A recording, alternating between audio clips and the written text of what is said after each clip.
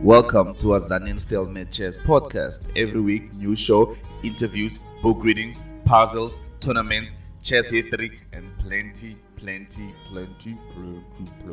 more.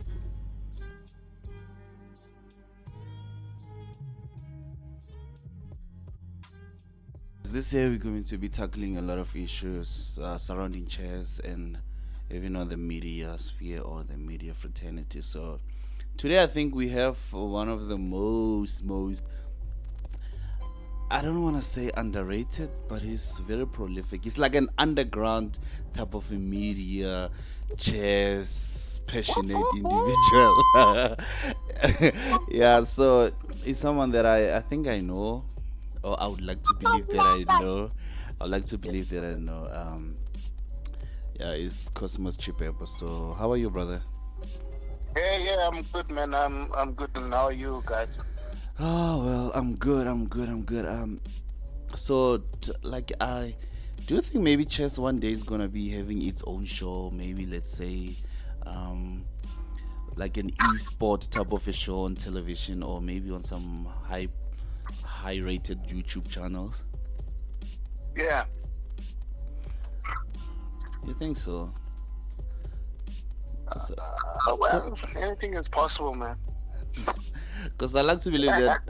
Because I would like to believe that South Africa doesn't care, they don't really go for chess, because there's this stigma of chess being games for the nets or anything.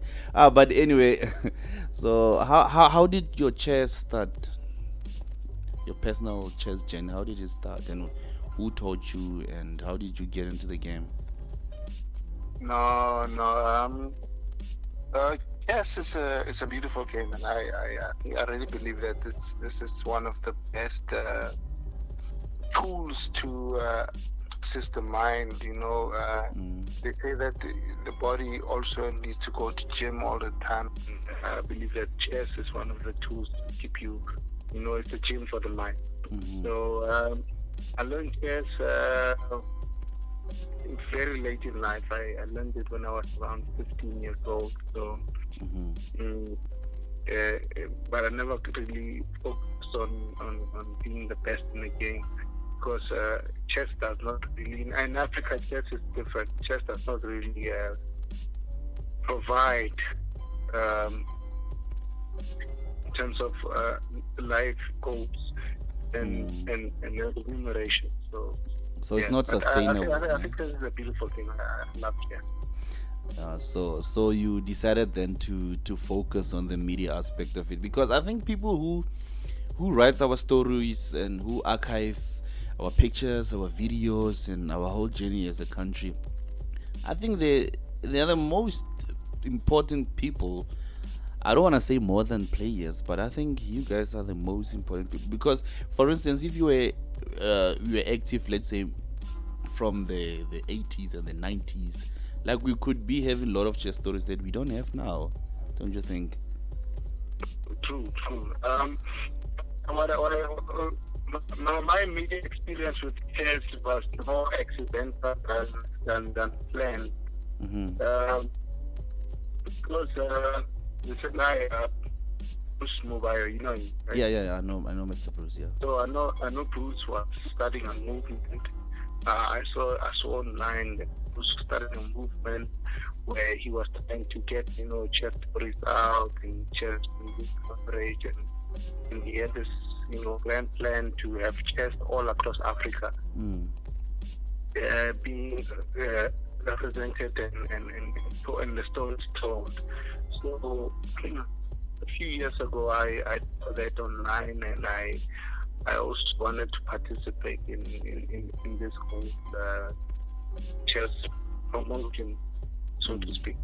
So I submitted an article to Bruce and to Obusuki Babatunde, the guys who were then in charge of Africa Chess Media, and from then on, it just grew from there.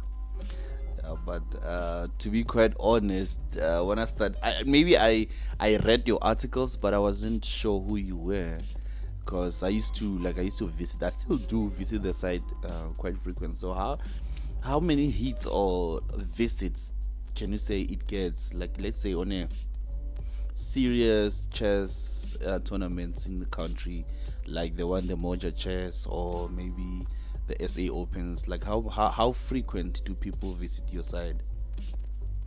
Oh, hey, man. Okay, okay, okay. You're Let's. surprised, man. We get readers all across the world. We get interest in chess from all over, man. Um, because our focus as Africa Chess Media is on more on African chess and African stories and things like that. We tend to focus on just African stories. So chess as a whole is big, it's bigger than Africa. So, but we try, what we try and do is we try and focus on the African chess stories, African chess, anything related to Africa. So yeah, so how do you acquire your stories? Let's say, for instance, because when I visit your site and I'm trying to get chess news or something like that, I tend to get stories from Nigeria, from the West Africa, from how do you acquire your stories? Or like you said, you have other people who write for the website too. Yeah, from the beginning of chess media. What I've noticed and what I've been, I mean, I also was roped into the whole Africa Chess Media thing. And then I think I wrote 2 articles. And then from Africa Chess Media last where I write my articles. And then from there, Africa Chess Media, we had like one group, and the idea for Africa Chess Media was to say, in any point in Africa, there's someone chess related who can say what's happening in their corner of Africa. You get what I mean? The whole thing was to say, if we can get an actor in any part of Africa to tell us what's happening in their corner of Africa, then we can, tell all African stories at any point in time. So, what I did was at the time, was I wrote, I think I wrote 2 articles. And then after writing those 2 articles, I was approached by, the then Africa Chess Media leadership, and they told me, look, listen, are you able to edit our articles for Africa, because we can tell that, the way you write and the way you express yourself is good for African chess. Can you then take all these stories from wherever corner of Africa we're taking them from, and then just be the editor for content on Africa Chess Media? So that's how I got roped into the whole Africa Chess Media scene. But then the problem became remuneration, because everyone, wherever you are in Africa, you would want to tell the story of African chess, but the problem became how does one get remunerated for doing For the all work, the yes. work? Yeah. Because when I read most of the articles, I tend to get your, you have a voice as a writer, so I tend to get your voice in most of the articles. But then again, I'm like, but he was not in Nigeria when this tournament was playing, like seriously, like, I get your tone and your voice. I know even if someone can write something and they don't tell me the author, I'll be like, nah, this is Cosmos handwork. Like I would tell, but then I'll be like, yeah. When you say you are editing most of the stories now, it makes a whole lot of sense. Then it makes No, look, what I try and do is that, remember, every African has a voice. So what I try and do is then I try to listen to what they're trying to say, and then try and assist in as much as I can to get their voice across. At the end of the day, all we need to do is to know what's happening in Africa and in terms of chess. That's all. Yeah, but I think it's a good job, and excellent initiative by Bruce Mobaiwa from former Rhodesia, Zimbabwe.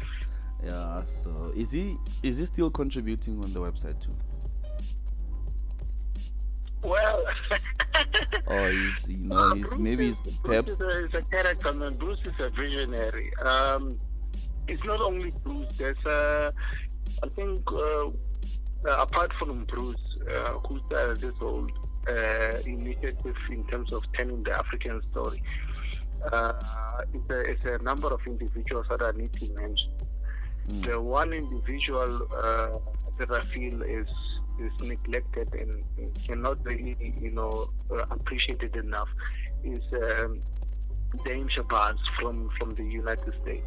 He's the author of the chess run. He's been doing it for over 25 years.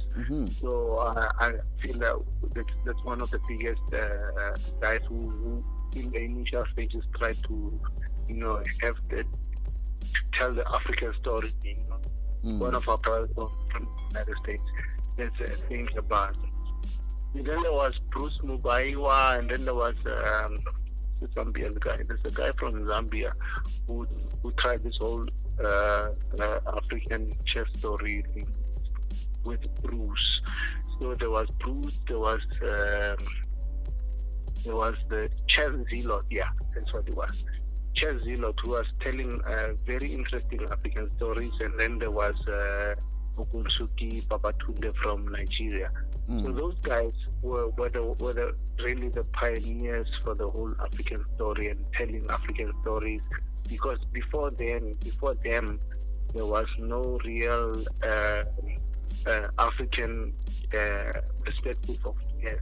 Africa was seen as just another continent, enormous. Yeah. Yeah. So I feel that those guys are really the pioneers of the African chess story, and what I liked about it when I found out about it and I joined them was to say, look, the African story is important. So you'll notice that in our website, what we do is we don't really focus on more. We try to focus on African stories. African individuals who are within the chess sphere and such, but we cannot really isolate Africa from the world. So if there's Africa and the world, what we try and do is to focus more on Africa, tell African stories, tell African anything related to Africa. Yeah, so even the African diaspora, like that Tani from, I think he was from Nigeria and he was a refugee in Nigeria, USA. yes. Yeah, so he's also a blood brother also. So I think he's one of the most important people that should be profiled. Yeah. Talking about stories, like what's the most interesting story that you haven't told anyone, or most of the people don't know about regarding chess in Africa? Maybe a game or a rivalry between two players or anything of the sort. Yo, man, Africa has stories for days. Africa is rich in a lot of stories. But the most, I think, in terms of relating to Africa,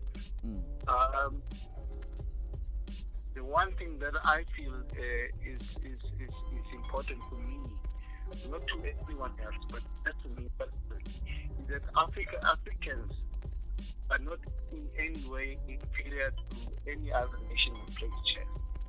So when I try and give the African perspective, what I try and do is I try in my own way to try and give the African perspective of things. Because remember, within Africa, we do play chess just like any other person all over the world. Yes. But the thing that is more important in Africa is that I feel, in my opinion, that Africa and Africans relate to chess differently from someone else in the world. So, for instance, if we're talking about chess professionalism, an African person would approach it in a different way to a European or an American or a Orient person. In what sense? Yes, because in Africa you need to balance between chess and making a living.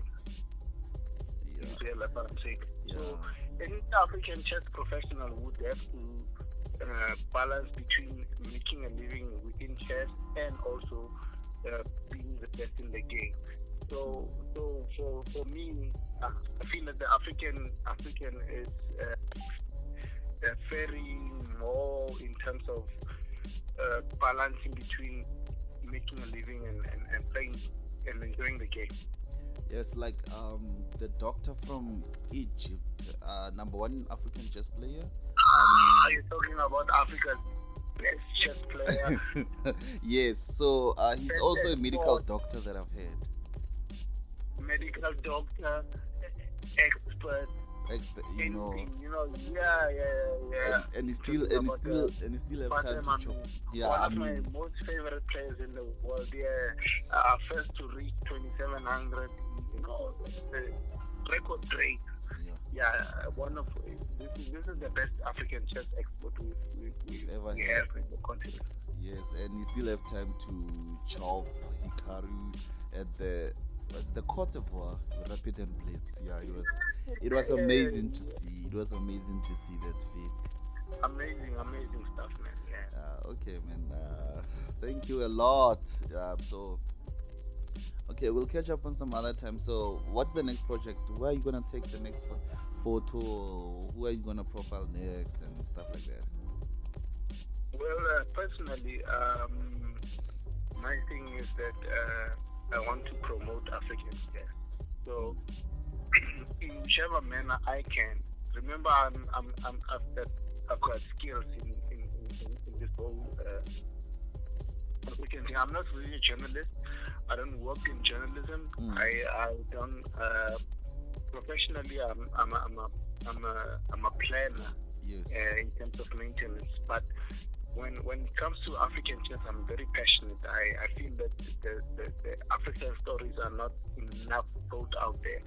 So what is actually keeping us from telling the whole African narrative is that it's remuneration. Because remember when we started this whole, when Bruce Mobaiwa started this whole Bruce Mobaiwa and others started this whole African perspective thing.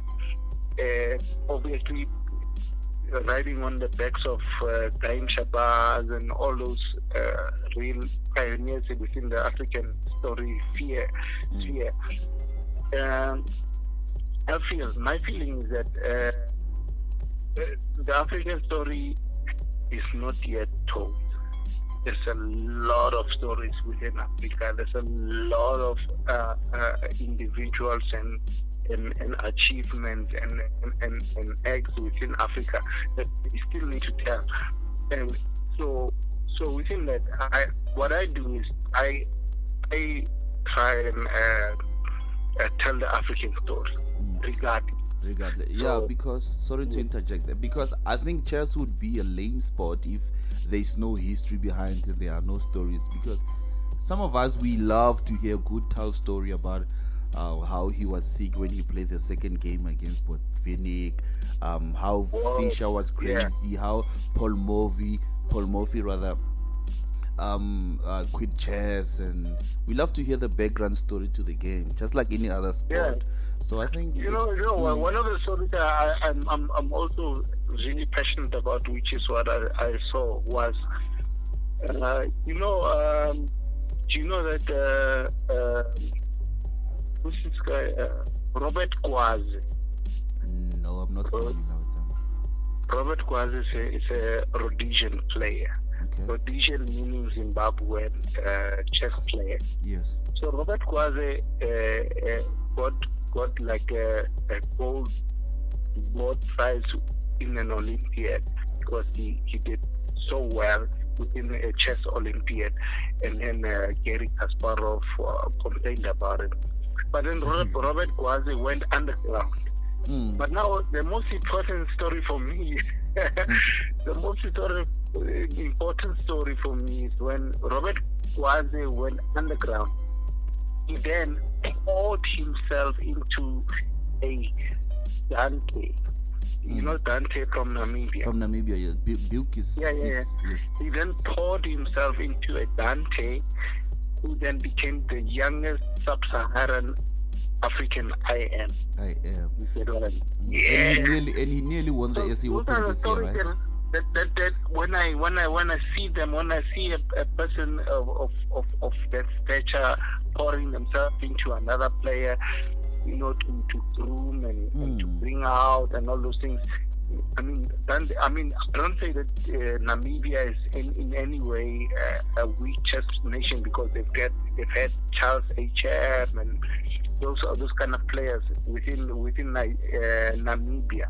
But I feel that, you know, when a player like that then uses that opportunity to then say, okay, listen, maybe I might not be the person to take the baton to the next generation, but here's a young player.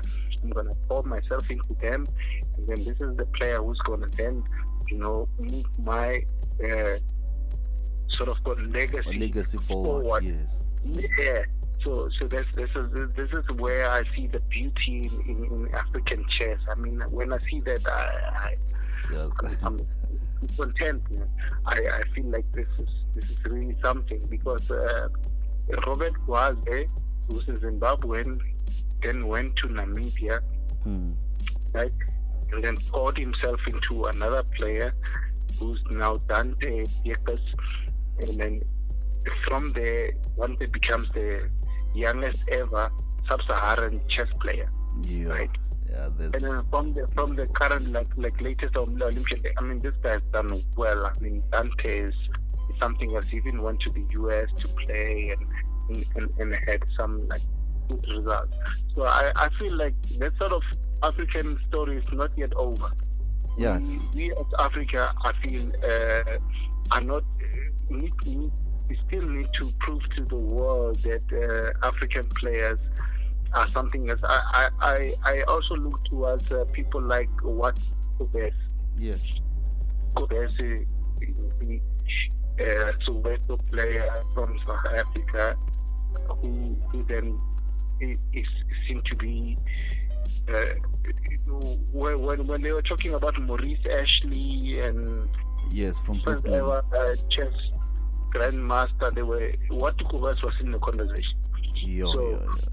So players like that, Watu Kobes, you know,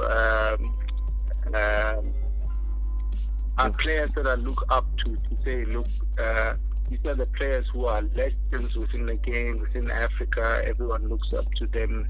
Simtu from Zambia, the first ever sub-Saharan chess grandmaster, and also those are like people I feel like are out there to prove that. And I'm not saying that African players are in any way weak or but those players just show that African players are able to do things. Yeah. And I think and I think environment matters most, because they say if Einstein was born in South Africa, he couldn't have become what he have become, you know. So if these players were born elsewhere with material conditions and the resources and the time, and later, I mean, earlier on you spoke about the remuneration, like people who have to play chess full time and not care about how they sustain themselves financially. Like, obviously we could achieve that. Yes, what I believe is that African players are able, just as much as any European or Asian or whatever counterpart, because I think that African players they deal with a lot of different situations towards those type of players, and I feel that African players, if chess was just a pastime and all that. Remember, African players also need to focus not only on the chess itself, and they need to focus on making a living. And I'm not saying that European or any other Asian or any other players from any other part of the world are not facing difficulties. What I'm saying is that African players are skilled, in my opinion, are are on par with anyone. Thank you, bro. So, I think we will have to sit in length and speak about this on a lengthy podcast. So, right now, we're trying to keep it bite-sized. Thank you, For sure, thank you, for man. sure. So I will talk, man. For sure, man. And I think podcasts like yours to say, look, I like that. What I like is that Africa is not seen. I've always, when you have a chip on your shoulder and you feel that, Africa is not taken seriously Yes. enough. But I feel even with the latest Olympiad, I feel that Africa has done enough to show. You know what? We're not just here to show face and do anything. We actually players. We do have players. We do have talent. We do have all those elements. We are here It's to just that in compete. Africa, the conditioning is different, where you need to balance between making a living and also selling. Yes. So those two elements between excelling and making a living are what contributes towards African performance. So in any way, form, or whatever, in Africa, if we can get if we can get past those obstacles, I feel that the African player is the best player. I mean, check the Angolan who performed in the last Olympiad. I mean, that should tell you that Africans are not here to play. Yeah. So even our IM country, I think Panel and them, they performed actually good. Oh yes, the South Africans. I mean, but then the perpetual 16-year-old. I mean, he's been 16 years old for the last 4 years, but you know that Okay, peace, bro. Peace, brother. yeah, it's not doing too bad. And just to mention that I know Banele is doing well. Ne? We have Chip Kumalo. Chip Kumalo is not even in the radar of a lot of players, but Hikaru Nakamura, when he came to South Africa, he could see that you've got a kid and a Kumalo, you've got a Panele, you've got the other two boys from those two boys that were taken to Italy. You could tell that he can sense that the chess talent is there, right? The chess talent is there. All that needs to happen is to just nurture the talent, grow it, move it forward. Those players are not in any way different from Jeffrey Jong or Hans Niemann, Carita Yee from the US. Those type of players, not in any way inferior. Yep. That's what I want to.